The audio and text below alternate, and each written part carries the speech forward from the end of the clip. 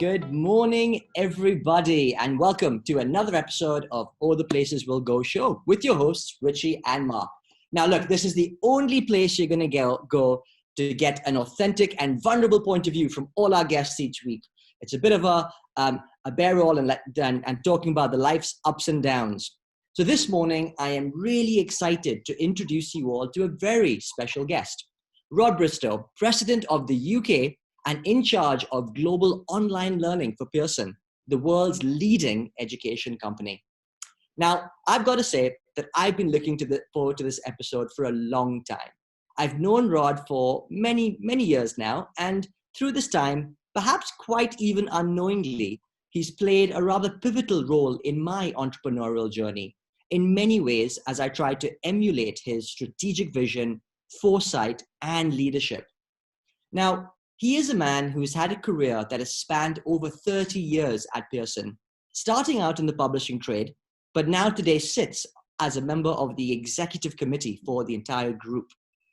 On a personal note, what I really loved about Rod is that he's always so generous with his time, and he really focuses on the development of others. He's the type of leader that really leads from the front, and it's something that I really admire about him. So welcome to the show, Rod. It's a real pleasure to have you on this morning. Thank you, Richie. You're very kind. Absolute pleasure there, Rod, honestly, and it's all true. So look, without further delay, I'm going to hand over to Mark to ask you the first question. Hi, Rod. Great to have you on the show. Thanks for giving your time. So let's jump in. We were just chatting before about how this COVID experience is a bit surreal and hard to know where's up and where's down. So just tell us a little bit about how the last 4, 5, 6 months have been. Well, it's been amazing, Mark. And I just reflecting on it, it really has been the sort of the worst of times and the best of times, hasn't it, for many of us? There are some things about just sort of your personal circumstances where you think, actually, I quite like this idea of not having to be on a train or be on a plane. I don't think I've had a Sunday night at home for many years. I mean, I've always been traveling away, even if it's only into London. So that's been nice, actually. I just said to my wife yesterday, I think I've seen you more in the last 6 months than I've seen you in the last 10 years. She didn't seem quite so pleased, I have to admit, but it was interesting. Everything's changed. There have been many pluses to it. But I was also just reflecting with my colleagues in the last few days that I think we're all starting to be driven absolutely crazy by all the kind of end-to-end Zoom, Teams calls that we're doing, probably all working longer hours than we've ever worked, perhaps even more efficiently because every working hour is involved in sort of doing something, meeting-wise or getting a piece of work done rather than traveling. But yeah, it's tough. I think we're all looking forward to trying to find a bit more of a balance, whatever that so-called new normal is going to be. And we're all looking forward. In fact, I'm chairing my first management meeting on Monday in the office. Looking forward to getting back to a bit of that. Yeah, I had my first time in the office last Friday. Honestly, it wasn't quite the fairy tale, but it was still nonetheless a joy. And you don't get serendipity as much when it's all virtual. So thanks for that as a sort of background context. If we focus in on you, and let's start to understand a bit about your career, Rod. So man and boy Pearson. So if you like a lifer, I guess. So can you tell us about how you started out and ended up in Pearson? Well, it's a funny thing. I mean, the first thing I would just say is that I think I consider myself to be sort of just dead normal. I don't think I'm any different than anybody, and I think my sort of struggles and the way I came into what I do is probably no different than probably most other people. Like most people, certainly at the time when I got a job, most people didn't go to university. Actually, as it happens, I did. So, and I'll come back to why I did, but I did go to university. but I went, I went to a very normal school. My parents were not poor, but certainly not wealthy. And they themselves had actually they were kind of beneficiaries of social mobility through education, which was interesting. Education was always something my mother believed a lot in. Just when I was leaving school to do my A-levels, I was involved in a car accident that left me in hospital for 3 months and meant that I didn't do my A-levels. So I was in hospital over the time for my A-levels, and I went to college, didn't go back to school, went to college to do another year for A-levels, did terribly. But well enough to get into university, because the year before I'd managed to secure, through blagging my way through an interview, an unconditional offer, or actually a very low offer, from an offer that I couldn't fail to achieve the A-levels for. So I did get into university, did a course in psychology, not because I wanted to be a psychologist, but because I thought it would be quite fun and interesting to learn about. And my first job, I would have done anything. It was 1981. I couldn't get a job, I have to say. No one told me what you had to do in interviews. I didn't own a suit. I still remember today wearing my cream jacket and pale blue trousers to all the interviews. And I couldn't work out why no one would give me a second interview, because that was my best clothes at the time that I would use for wear going out in the evening. No one told me, actually, you ought to have a suit. Now, you might say that was pretty stupid not to know. When I did buy a suit, I found that I was starting to get the odd second interview. What I wanted to do ideally, and all the interviews I was doing, there was just a massive range, everything from engineering to marketing to sales, you name it, I was applying for it, because I didn't really know what I wanted to do. I knew I wanted a job. I got 2 second interviews, one working in an advertising agency, which I really wanted, because I knew that if you worked in an advertising agency, you drove a Porsche. Everyone that worked in advertising drove Porsches. They all earned loads of money, and they didn't really seem to do a great deal of work, as far as I could tell. So that seemed particularly appealing. But I went to an interview for a job to be a sales rep, and it was for a publishing company. When I got there, it was in a small room in a old building that this company had moved into. They were setting up an office in the UK and Europe, and the guy that hired me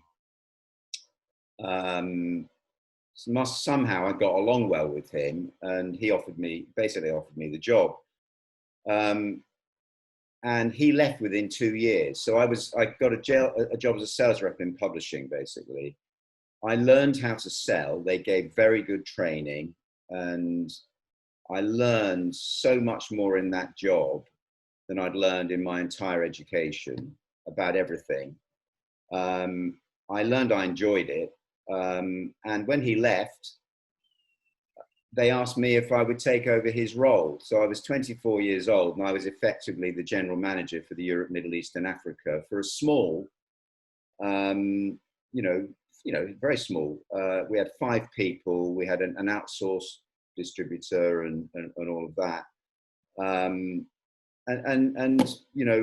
I was then offered a job. I was then headhunted after that to go and work for a company that was later bought by Pearson, to be in effect the managing director when I was, I don't know, 27, 28 years old, something like that. I was incredibly lucky. I mean, it was just the most incredibly lucky thing. And after that, I got to do lots of different jobs. And that's thanks to being bought by Pearson. That was another stroke of luck. Had we not been bought by Pearson, I wouldn't work for an organization that had so much diversity and so much opportunity within it. And I've had the most interesting career. I'm still having the most interesting career. And every year it seems to just get a little bit better. So, and that's what it's been like for the last 30 years. I've just been given one opportunity after another. And it's all feels a bit fortuitous. I have to say, zero planning. So that's not a good example, is it? Well, look, Rod, you've given us a couple of nuggets here. The first one, there's a couple of people from ad agencies on, and I wonder if they are driving Porsches today and making lots of money. So that'd be good to kind of see on that. But I think for me, one of the key skills that you mentioned was around sales. And I think I'd love to get your reflections on, the extent to which that key skill is essential in perhaps what you're doing today, but also in what some of the key careers that people watching would be involved in as well. It's a great point. It was for me. I'll say that it was for me. And when I got that first job in sales, I remember, because I was still in touch with my sort of university lecturers and friends from university, I remember sort of going back and seeing them in the pub afterwards and getting sort of nods of sympathetic approval for what I was doing, that they were sure it would all turn out okay in the end, because sales was not really the sort of thing they'd expected one of their graduates to sort of go into, and but they appreciated that it was hard to get a job at the time. So it wasn't a job that most people thought then was a great job to have, but it turned out to be the best job you could ever have from my point of view. I mean, the learning in there about, because the art of selling is essentially listening, and there's a bit of talking involved, but mostly it's how to listen to people, and mostly it's how to understand what they want and what they need. And once you've understood that, as long as you can go some way towards giving them what they need, and how to be confident enough to sort of suggest that you are able to give them what you need, then you can take it from there. So that idea of listening, which is fundamentally at the heart of any successful business, and indeed any product, because the best products are based on the listening you've done to understand what your customers want. And if you're able to translate what you've heard into the thing that they want, which is essentially what salespeople do, you'll succeed. And that art of knowing what people want is the art of business, as far as I can see. So fascinating. Well, and that's the intersection between sales and marketing in the end, isn't it? Which is about that sort of the listening, and they are cousins, not always bedfellows, but cousins. What it strikes me, just even already, you're very humble. You say normal, but that probably makes you a little bit abnormal, because many people, sort of very political to get to very senior positions. How do you think about politics in a work context? Well, of course, it has a very negative connotation, just to say the obvious. Most people don't like politics in the workplace. It depends what you mean by politics. If you mean the politics of personal ambition and how to, claw your way up through influence on others, even sometimes at the expense of others, that's a very bad, very corrosive thing. I suppose if you think about politics a bit more positively, that it's about leadership and influence, and how you can make the whole organization better through your leadership and influence, then it's an incredibly good thing. I think it's the spirit of the generosity with which you approach the endeavor that you're engaged in, and it's one of the things I've learned over time, is that most people see through people who are only personally ambitious. Not always, I have to say. Life's a funny thing, isn't it? Sometimes the people who you think least deserve it get the most accolades. But I'm an optimist. I think the right way to approach life is to do your best for the organization that you work for, show your contribution to it. Of course, be proud of what you've contributed, but it's important that you are helping the team that you're in, I think, too. And if you're using politics in that way, i.e. leadership and influence, that's good. If you're using it only for your own personal ambition, it's probably pretty bad. Great message. I love it. Absolutely. Rod, I'd like to ask you a question around the development of a personal brand, because it feels like, you know, what you describe is, you know, the way you describe your career is very much a consequence of a bit of salesmanship, a bit of listening, and of course the cousin of marketing. And personally, to get to that position, how did you, or can you foster, or do you need to foster a personal brand? How do you do it? What are some of the key lessons there? It's the thing I've been the least good at. So I'm not the best teacher. Well, actually, it's for others to judge, isn't it? Let me put it that way. I've never felt very good at it. I don't know. Other people might say that I've done a good job at it. I've never tried to do it. I've always tried to be myself. For me, the most important thing is to be true. Is to be. It sounds a bit of a cliche, but to be true to yourself is really important. You have to have some principles. You have to know what you want. You know, you've got to stand up for the thing you think is the right thing. You've got to know where you're going to draw a line on something and not concede a point. You've got to know where you're willing to concede everything. But that truth to yourself really matters. I've never felt particularly good at building a brand, and I've never put any investment into it. And if I'm completely honest about it, I probably haven't done a great, you know, I don't think I have done a particularly good job at that. And there are probably others who are more naturally gifted at how they present. It is how you present. I've learned to do it better. I think I've learned to do it better. I've understood. I think it is important for people to understand that sometimes it's not what you say. It's also how you say it and stuff like that that really does count.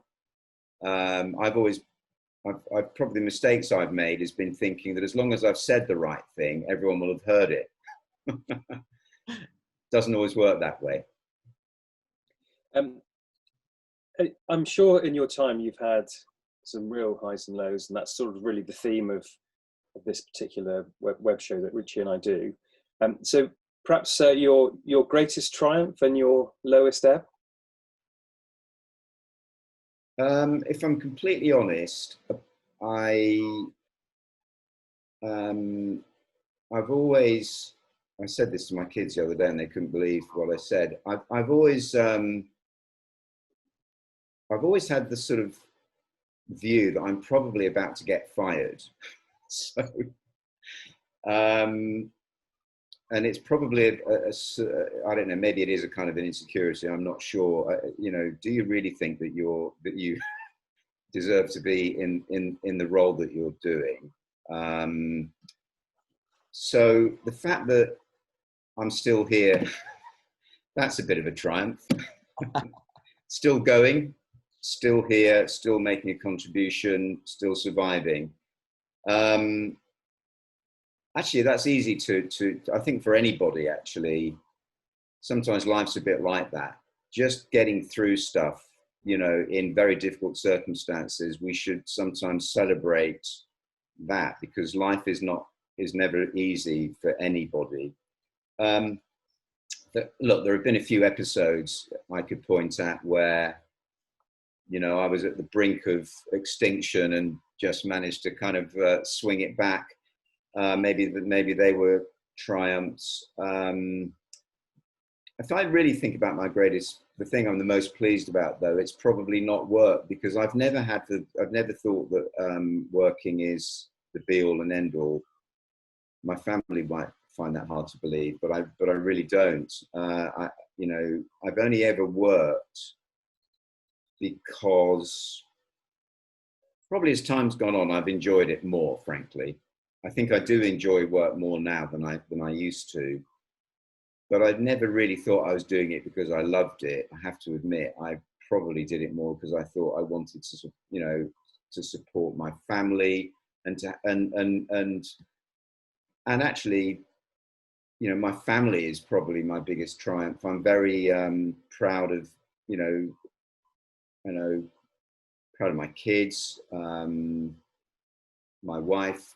You know, I'm proud of what we, you know, the fact that we've got a close family, and I like to think a family that's where we support each other and all of that. So that matters the most, actually. I think for me is the sort of family side of things.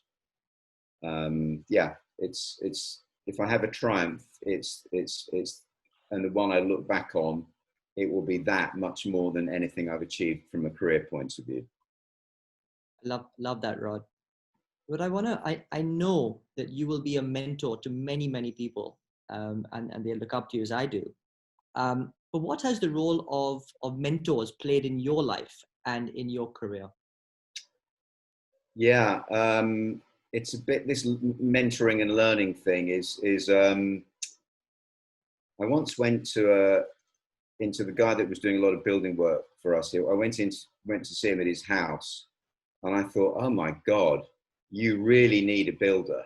I mean, his house was in a terrible state, and sometimes I sort of think a little bit about myself. You know, I'm advocating learning, development, and all of that, and I probably never think about it very much for myself. I find it difficult to look in a work setting and say, oh, that person. I mean, I've learned a huge amount from. Actually, I've learned a huge amount from everybody I've worked for. I can't think of anyone I've worked for that I've not learned a lot from, actually. But I wouldn't pick any one of them and say, well, I particularly learned more from that person than another person. I did, though. I remember once, early in my career, I invited my boss. He was actually over from the US, and he was free on the weekend. He came and stayed at my house, and I took him round to see. I don't know why I did. Why did I do this? I took him round to see my parents, and my mother spoke to him, and he was very nice to help me. He would tell my mother how wonderful I was and all this kind of thing. And she said, well, you know why? He's the only one of my children who's done everything his mother's told him to. And I just wish the ground would open up, because the last thing you want your boss to hear is that you're only, you basically just done what your mother tells you to do. But the truth is, I did. I remember she taught me to read, and I still remember to this day. Probably the one thing that gave me the biggest start in life was that when I got to school, I could read, and I do remember still to this day very clearly, it's a horrible thing, but I could read better than the other kids in my class. But it was only because my mother had taught me and spent hours teaching me phonics and the basics of how to read. She was always a strong influence. She never told me what she expected of me, but I kind of knew that she would like me to do well. So that was a motivation. And the final thing, although she expected all of those things, when I did start, working really, really, and I did work, and by the way, you have to work hard. So I was working very hard, to the extent probably I wasn't home as that much, and she knew it. And she once said to me, you know what, you're working way too hard. You're caring about the wrong things. And she looked at my young children and pointed at them and said, that's what you should care about, not the work you're doing as much as what you do. So she did help me keep things in perspective a bit too, because sometimes you go, especially when you're paranoid, which I've always been, it can drive you to work ridiculous amounts to the extent that you shut out other parts of your life. So yeah, she helped me with that. Yeah, it is easy to drift into being obsessed about the wrong things. Let's change tack a little bit in terms of obviously Pearson is extremely high regard in the learning space, but the learning space has evolved a lot in recent times. And so how do you frame the transformation that learning is going through in these times?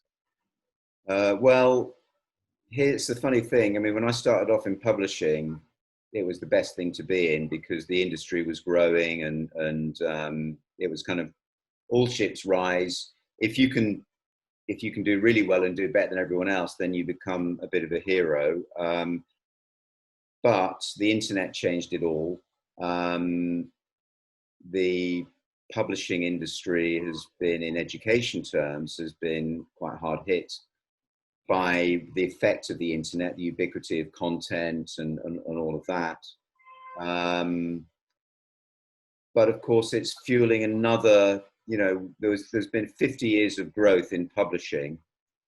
And we've now got at least another 50 years, 100 years of growth ahead of us in a whole new genre of learning and education. And that is education that is delivered online. Look, we're doing this online. The work is moving online. COVID has accelerated all of that. Education's the same. Education is moving online. It's been happening for 20 years. It's now accelerated. So it's the most incredible growth opportunity. It's education's biggest growth opportunity is online learning. And I'm very lucky because I'm working for the world's leading learning company, leading the online learning business for Pearson. So again, I can't believe my luck. It's just the way things have worked out. It's very exciting. I've never been more excited about the job I've been doing than I've been doing now, and more optimistic about the future. We have the most incredible opportunity to make a difference to people's lives in ways we could never have dreamt of before, to help solve problems of social disadvantage, inequity, and it's a fantastic opportunity commercially as well as in social impact terms. Rod, I didn't know your story about university and how you got in, and a bit of the ups and downs around that. So that's really fascinating. Now, clearly, the role of university and education in that context is rapidly evolving as well. So how do you see, what's your take on university education today versus the many alternatives that are sort of available for young people or even people doing lifelong learning? So I think the first thing I'll say is university is good. There are plenty of people out there who are saying, university is no longer the thing, it's too expensive, too many people go to university. We've heard that for years. The kind of people that say that too many people go to university are normally talking about the kids of other people, not their own. And university is good. University has an incredibly important role to play. Higher education is very positive. The fact of the matter, though, is university or higher education now needs to be accessed in many different ways because people's lives require it to be accessed in many different ways. And so that's what's changing. And also people do care more about, I said when I went to university, I had no idea what career I wanted. I did know that I would like to have a good life, and I thought university would help me get a better job. I did think that. I did think, from an earnings point of view, I would do better if I went to university than if I didn't. But I had no idea what I wanted to do. I think today people are a bit more focused on what they might want to do. And so they see education somewhat more pragmatically than they did. This idea of employability matters much more than it used to do. So therefore, universities have an opportunity to respond to this idea of employability and to think about what learning can best suit different career paths that people would like to have. So there's a wonderful opportunity for higher education at the moment. But there's also a great opportunity for things that you wouldn't consider higher education. Doing shorter courses that maybe aren't thought of traditionally as higher education. But then we are going to see those recognized by higher education too. It's been happening for years. Universities recognizing more professionally certified courses. Even the course I did, psychology, nowadays, most psychology degrees would have some sort of official professional certification from the British Psychological Society. Because that then becomes a professional accreditation and it's recognized if you want to be a psychologist. So it's a lot more now, it's a lot more career focused now. And I think that's a good thing, because there's a lot of money and a lot of time goes into education. It's perfectly right. People should be thinking about, well, what am I going to get from it? It's not just that I'll like it, but I want something from it even more than that. So that's what's happening with the university. It's becoming a bit more career focused, a bit more employability focused. It's becoming a bit more breaking it up into smaller pieces, delivering it in different ways, certainly delivering it online. Yeah. So it's a good thing. It's happening. There's a lot of good things happening. I think more people will access higher education today, 50%, that's going to grow. More people will access it. They might not do the whole thing all at once. They might do some and come back later. But yeah, the future of higher education and universities is very good, but universities, like all of us, are going to have to change to meet what those changing needs are. Rod, I'm going to dip into the Q&A bank. I've got a question from somebody. It says, what are the ways in which you would see online learning helping society overall? You mentioned wider access. Can you elaborate?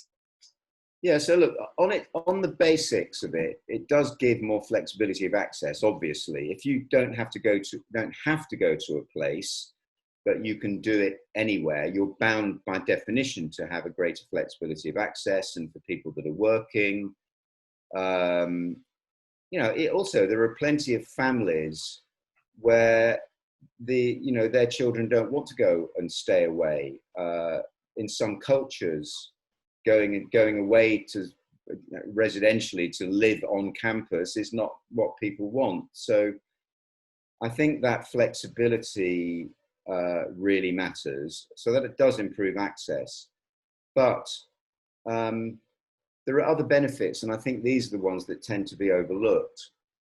There's the idea that if you're studying online, well, that's probably not as good as studying in a classroom, because your teacher won't be able to tell whether you're learning anything. That interaction with the teacher really matters. Well, to an extent, but if you are in a university in a lecture hall with 500 other people, I'm not sure if the person at the front really knows how much each one of those 500 people has taken in everything that they've said. And even a school teacher in a class of 30 kids probably doesn't know the 5 kids in the classroom that just had no idea what they were talking about. Technology does give an opportunity for a teacher to build a stronger relationship, a better relationship, a more insightful relationship with learners than can be done in a classroom. It's not a panacea, but it has got some benefits. So that relationship idea using assessment is huge, and technology can afford a real benefit. But there's another side to this too. And I remember when I was actually last year on the campus of a very big US university, one of our partners in the US, talking to some of the faculty about their experience of teachers on some of the programs that we were working with them on. And one of them made a comment which stayed with me.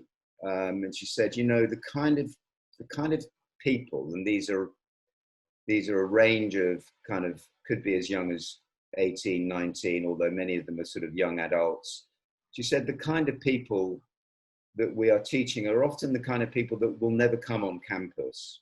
They won't feel comfortable sitting in a class of, frankly, largely middle class white kids where there's a relative high degree of homogeneity in that class. They might not feel so comfortable.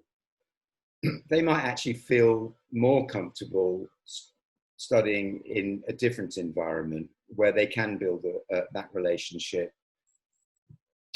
And it's true that different people want different things from how they learn. for whatever reason. Sometimes it might be background. There are lots of reasons why. So this idea of inclusion, I think, really matters. And I think online can afford a greater degree of inclusion. It's not that it's better, it's that it might appeal to some more than other modalities. And we need to meet people where they are, you know, and that's where online can really help.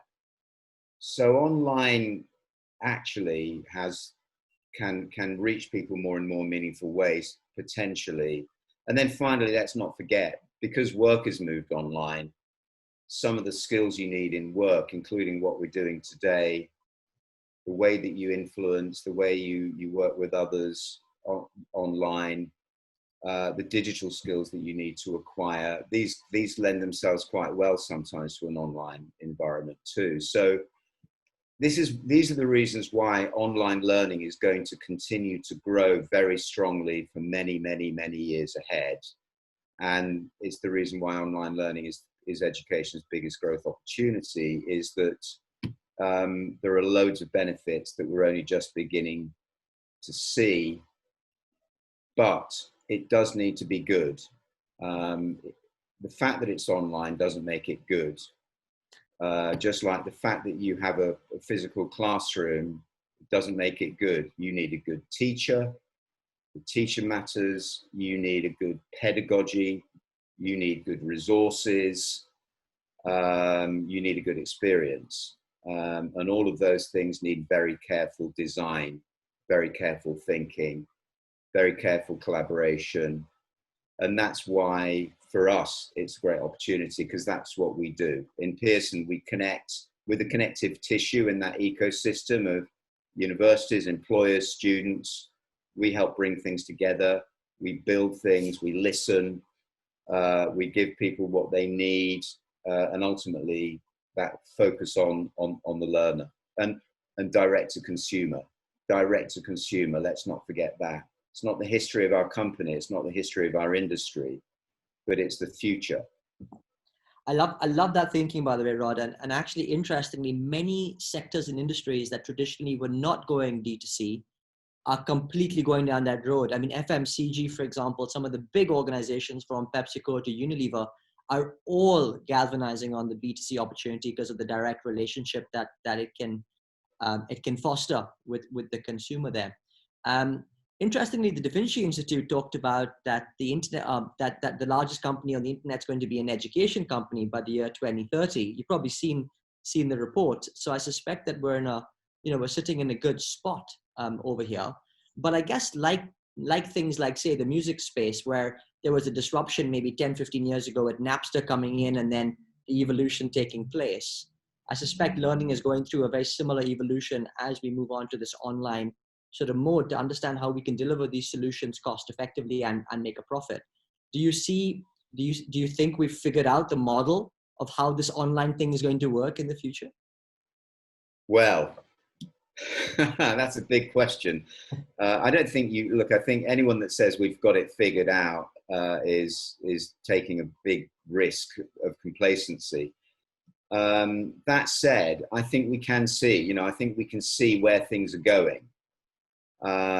So the business I'm responsible for, which is a very significant part of what we do in Pearson already and growing double digits, we're providing the end-to-end, so we're not just providing the courseware, the thing that's going to help the teacher in a broader experience. We're doing our best to provide the broader experience. So you'll sign up to a program. Could be a virtual school. We operate virtual schools. We've got over 100,000 kids in the United States. We're just expanding internationally, whose parents enroll their children in our fully online school. We've got hundreds of thousands of students. We're serving in higher education, where we also outreach directly to them and enroll them directly onto the programs. We partner on the delivery with our universities. These, they have a certificate at the end. They give you currency. They give you something that's going to help you progress in some way.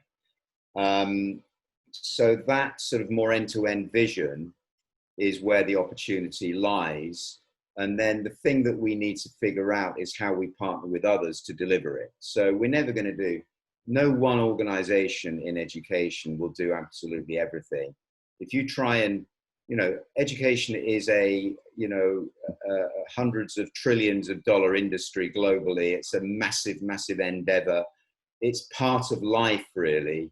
For one organization to say we're going to corner the market in education is ridiculous.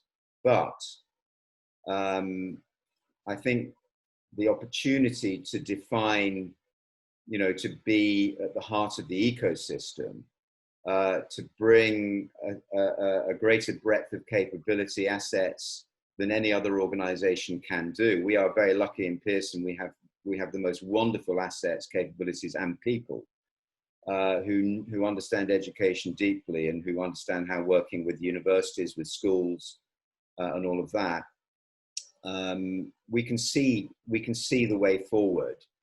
We know that it's digital, of course, it's online.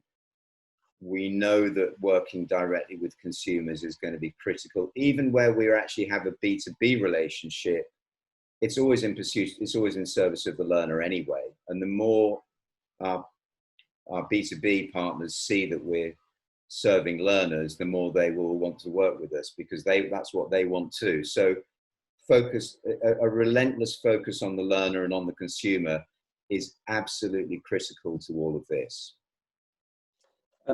So, Rod, it has flown by. I don't know where the time's gone. We're very nearly at the end. I did want to ask just one question for your view. So, for people thinking about planning their careers, you said, you didn't plan. But what advice would you give? What are the top couple of things you'd advise people if they think about framing and shaping their careers? The single most important is the thing I tell everybody, and one I have followed it. So I've not planned, but I have followed this principle. I have, despite what I said earlier about working too hard, I've loved every minute of everything I've done. And the reason why I have worked hard isn't because I've thought working hard is a good thing. It's because I've loved what I do, and I've ended up working hard. You tend to be good at the things that you love, and you tend to be not very good at the things that you don't love. So do what you love. I mean, really make sure you can internalize that feeling of getting something from it. Somebody once said to me, I don't work for you as the boss of my first company I worked for. You don't work for me, I work for you. Make the company, make your job work for you. Make it give you something. Second, have a bit of lightness and sense of humor. I think it matters because your colleagues will appreciate it. And your colleagues are always important. Because it's very often, and when you look back on what you've done, it's just as important that it's not what you've achieved, and we can all feel proud of milestones in our careers and things that we've done, but it's how you've done it. And I think when you start to look back, you start to reflect more, not just on what you did, but how you did it and how that's impacted on others. So that's worth keeping in mind. How you do what you do is very often as important as what you do. Thank you, Rod. They're lovely closing messages. I'll take away, love what you do what you love. That's a great message to everybody. It's been wonderful to have you on the show. I think you are a great example of good things happen to good people. So it's been lovely to have you on. And I know Richie will want to say a few words as well. Just before I hand over to Richie for a close, just a heads up for next week, on the show we have Claudine Collins. Claudine Collins is a wonderful person, another wonderful person who by day is Chief Client Officer at Mediacom UK, which is the largest media planning buying agency in the UK, but has much, much more to her than that, including side hustles of being on the interview panel of the final stages of The Apprentice for the last few years, and many other varied charity activities. So please join us next week to hear Claudine's fascinating leadership journey. Richie, do you want to say a final word? All I can really leave us with is just a massive thank you, Rod. It's been such an amazing pleasure to have you on this morning. I knew it would be, but I just loved your candidness about it. And and the, you know, the honesty that you brought to this conversation is really something that's going to stay with me. So I just want to say thank you really for your time. I've loved being part of it. Thank you for inviting me, Richie and Mark. Thank you very much. I think what you're doing is absolutely fantastic, and I've got to say I'm excited about next week. I'll be joining. I'll be listening. Thank you. Thank you, Rod. Rod, just hold fire for a minute. Thank you, everybody else. If you all drop off, we'll see you next week. Thanks, everyone. Good weekend.